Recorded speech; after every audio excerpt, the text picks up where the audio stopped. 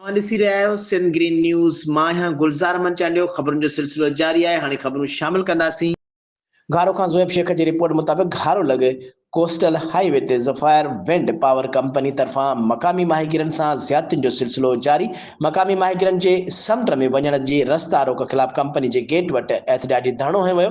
मुज़ाहिरनि जो चवणु हो त असां सां काफ़ी वक़्त खां हिते ज़फ़ायर विंड कंपनी तरफ़ां समुंड में वञण जी रस्ता रोक कई पई वञे।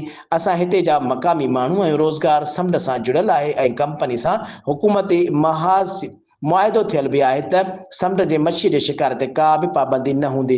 रस्ता खुलियल रहंदा। मक़ामी माण्हुनि खे रोज़गार ॾिनो वेंदो, पर सिर्फ़ चंद सिक्योरिटी गार्ड मक़ामी रखियल आहिनि। तन खे बि तंग करे कढियो वेंदो आहे ऐं हिसाए वेंदो आहे। कंहिं बि क़िस्म जी क़ानूनी पासदारी नथी थिए, का बि सहूलियत नथी ॾिनी वञे।